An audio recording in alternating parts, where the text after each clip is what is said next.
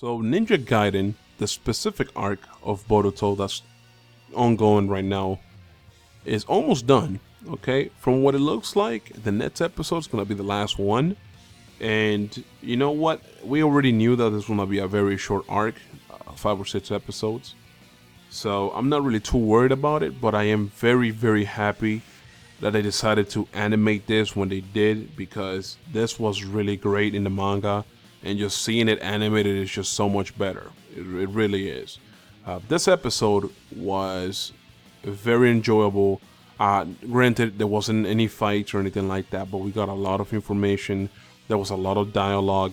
There was a lot of revelations, and in general, all of the things that they gave us was it was kind of cool to just hear it from, these characters' mouths. Okay, for example, we found out the origin of Shin, and we found out the origin of the little Shins as well.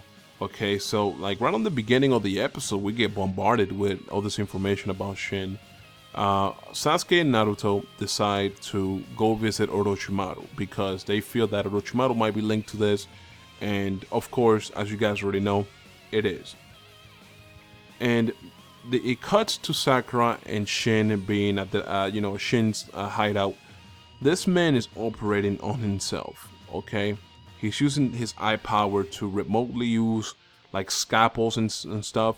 And then what happens is he cuts open the little kid Shin that got hurt by Sasuke's fireball.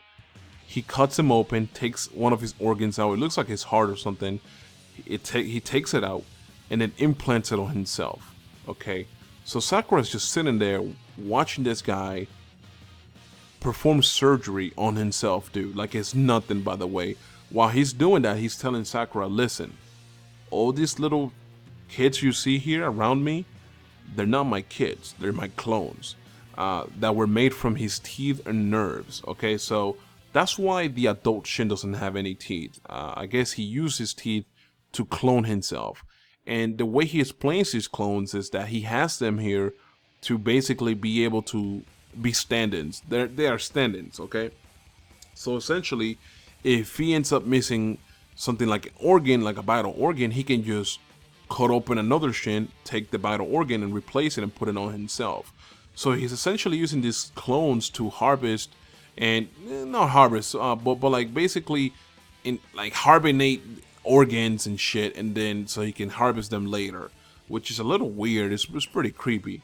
The way Orochimaru explains it to Naruto to dumb it down is that essentially they are clones, but they're not like shadow clones, where if you hurt them, they just disappear. If you want this specific clone to disappear, you have to kill him because it's a living creature. Okay, it's not like a copy of yourself made out of chakra. And I feel like that was the perfect way that Orochimaru explained it, because not everybody can get the technical aspect of explaining it. So it was pretty nice for them to dumb it down, because I understood it, but it was nice to just hear the dumbed down version.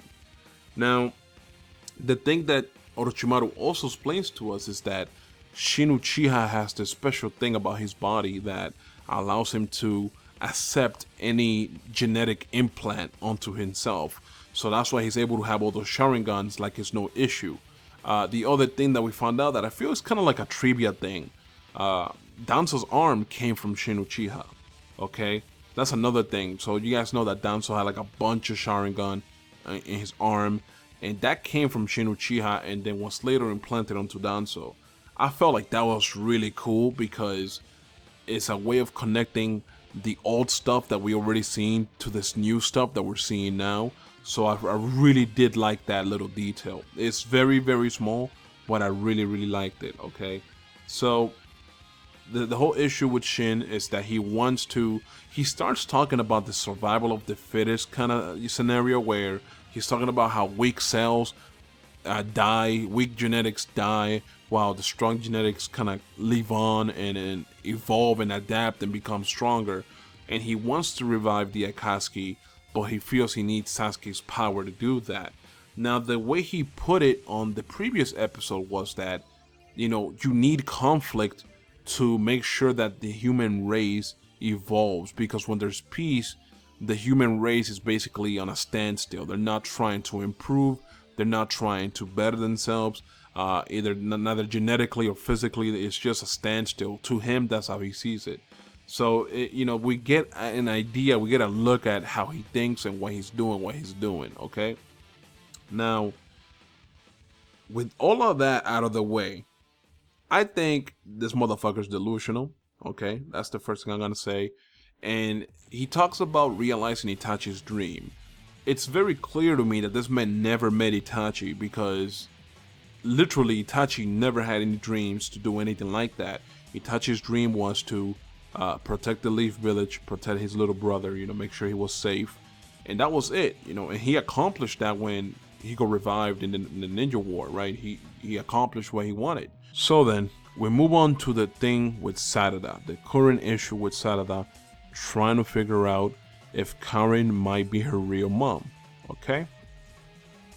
So she asks for Karen because she sees Sugetsu, she sees Jugo, but she doesn't see Karen. So she asks Sugetsu, hey, do you know where I can find this woman? And she shows him the picture that she has of, Team Taka. So Sugetsu explains that Karen is in a different hideout, but she does have an office in this current hideout where they're at. So they go over there, they do a DNA test, okay, because Sugetsu finds like some dried up umbilical cord on Karen's desk. And basically, it's Karen's umbilical cord, and they match that up to, they do like a DNA test with Sarada's spit, and basically it's a perfect match. So Sarada gets confirmation of who her real mom is, and she, basically we get like a little emotional tension here going on. Naruto steps in, and he's trying to explain to Sarada, listen, family isn't just blood, it's what you share, the feelings and all that good stuff. You guys already know how Naruto is with the talk no jutsu.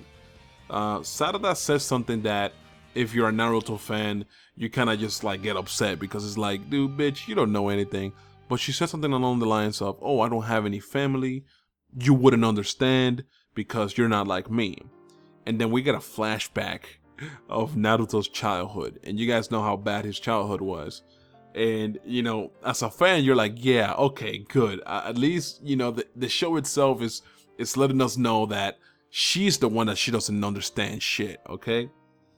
But Naruto talks no jutsu and basically tells her, listen, do you really not care about your mom? Because at this point, Sarada finds out, okay, if she's not my mom, fuck her, I don't want to save her.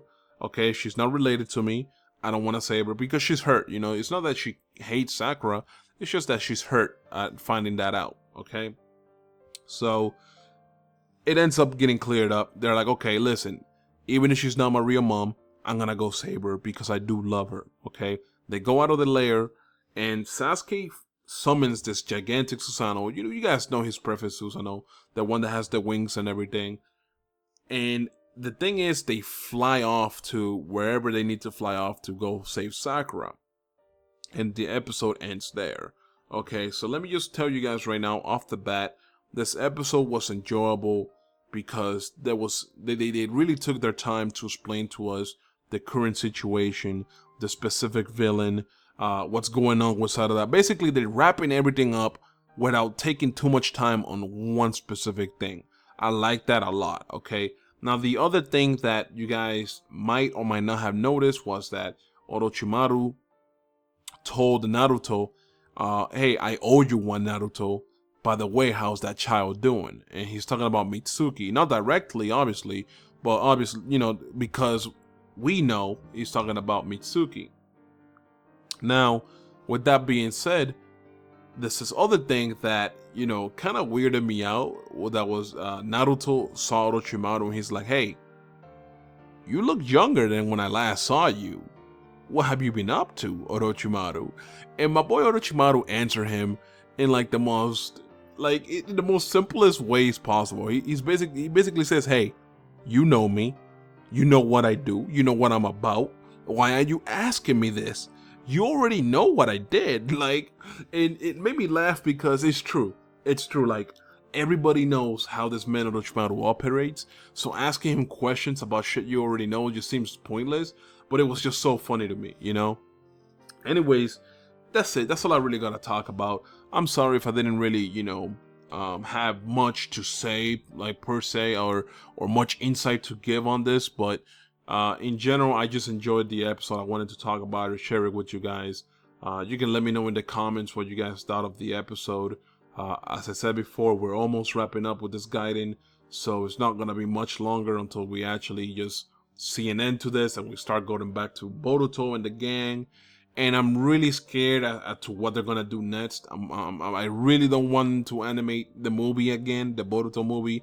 I would really prefer if they don't do that. Please, for the love of God, Studio Period, don't do it, okay? Don't take the Dragon Ball Super route. Anyways, I'm gonna end the video here. Hope you guys enjoyed. Talk all you want in the comment section below. I'm out, guys. Peace.